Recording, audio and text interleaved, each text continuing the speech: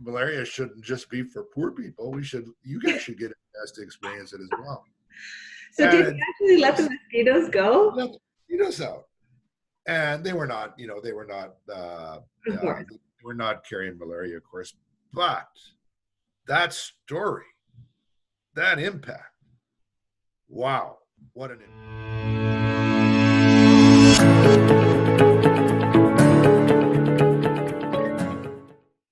Well, hello, Lauren. How are you today? Doing great, Lynette. I'm looking forward to another conversation. And we get to talk about malaria today, which is just Woo! a really exciting topic.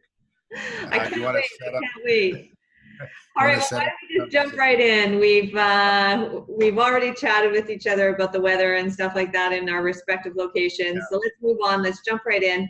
So today, Lauren, we're going to talk a little bit about the art of storytelling and the importance of storytelling. And so, Yeah. how might we help our listeners understand the importance of storytelling both at work and in their personal lives? So I'm gonna kick it off with you because I'm gonna let you kick it off right now because you've got a great story on malaria.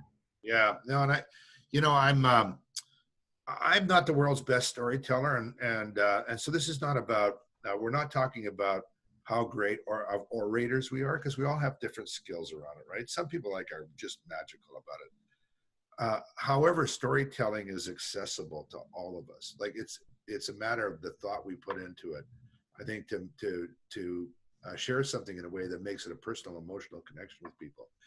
And I'm always struck with Bill Gates. And the story about him, because Gates is not a natural. He's not, Tony Robbins, right? He's not. Right.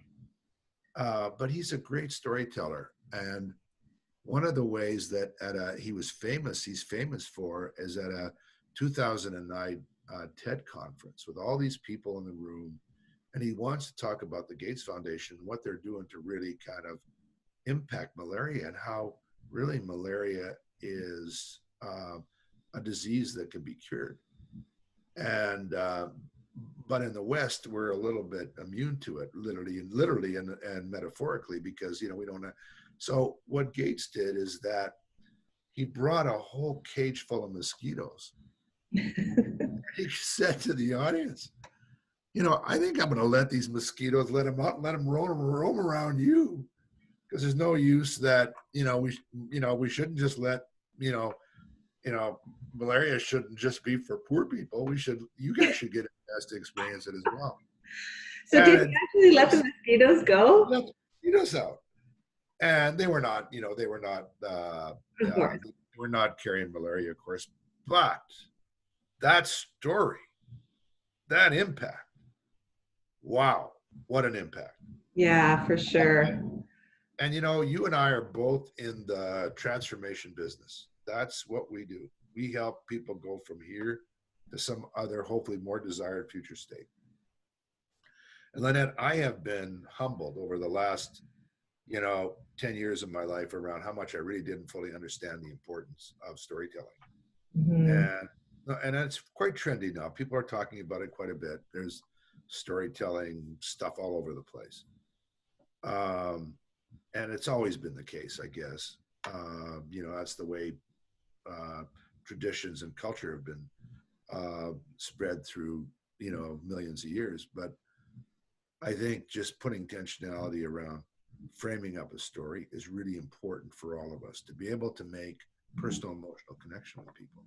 Mm-hmm. And we wanted to park and have a conversation around it and sort of ask how might we all become better storytellers in our lives and in our workplace. So why don't we scoot from there? Yeah, and I think you make a really great point, and just want to emphasize that great storytellers allow the opportunity for people to find themselves in that story. So to your point around creating that sort of emotional connection. So, and I think that's where people don't buy a product or a service or a particular brand. They buy it for the way that makes them feel. So I've learned that about branding a long time ago.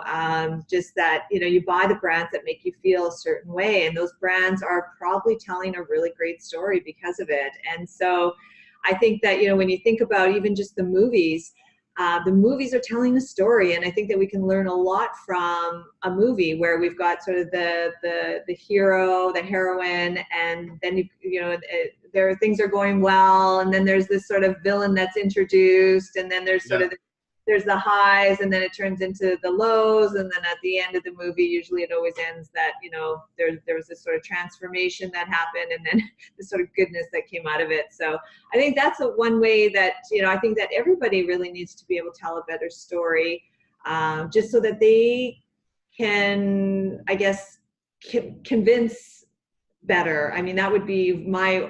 Yeah, you're right on, because we often think that the data is going to really just convince people. Mm-hmm. Like a lot of times in transformation, you'd say, people will say, well, let's just give people the data. Mm-hmm. We've had data. Like, I saw a funny cartoon. This guy's reading all the data about caloric intake and the danger of glycemic index and carbs. Mm-hmm. And while he's enthralled in this video, he's got a giant donut in his hand that he's eating through. So it's like, the data's there, right? But that donut is so goddamn compelling. Right. It's hard to let go of it. So it's not just the facts. There has to be, we can't convince people just with data. Yeah, and I think influence people with an emotional connection, right? Exactly. And I think that, when you talked earlier about, Bill Gates maybe not being like sort of the most sort of Tony Robbins out there, you think about some of the greatest leaders out there, and they're telling stories in ways that it creates followers, so that you always find yourself in their story somehow, right? So there's that emotional connection, as you said. And so I think when you think about creating your next presentation at work, or convincing your children about something, I think crafting a story around sort of the idea, but then sort of giving that sort of I guess trying to find ways to create this emotional connection. Usually it's the introduction of a problem, and then how that problem can be solved, or what that problem looks like solved, kind of thing. So I completely agree. And I have to talk myself into this and remind myself constantly, I am so dependent. And if I'm honest, and with our audience here, and I'm not proud of this.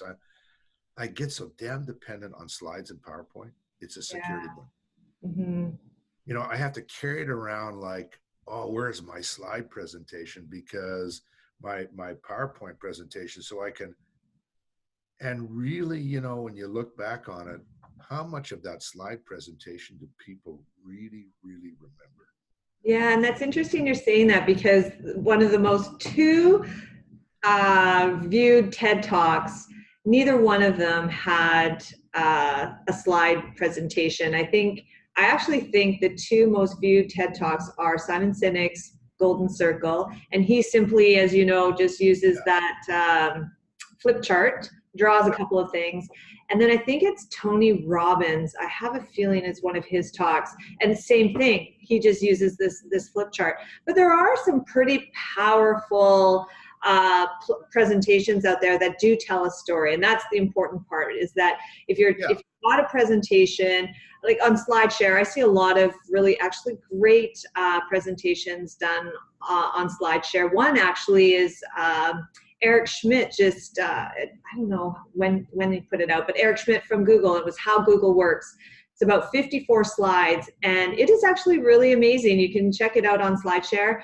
It is, it's like I said, it's 54 slides. It's a whole story about how Google works and sort of the evolution and sort of their culture and how but it's all told, it's actually presented in a way that I don't need the commentary. So it's like actually like reading or flipping through a comic book. It's done with illustrations, comic illustrations, but it tells this really wonderful story, and it's succinct and to the point. And I think that, if you look at some of the more popular TED Talks out there and the more popular slide presentations, if you will, I think that you'll see that they're all telling a very good story. It starts with this idea, it introduces some peaks and valleys throughout it, but then at the end it sort of sums up everything, and everything sort of turns out really lovely. So yeah. And and I think that all of us that are our audience, and hopefully you and I both like Gallo's work. The Storyteller's Secret is a really great piece of work. I need to spend more time with it. He's a Yeah. master storyteller, and he talks about it being a craft and how to do it. And I've got presentations coming up literally over the next 60 days, and I just need to. This talk itself is just reminding me to revisit how am I going to make those people feel? Yeah, What are they exactly. really remember there?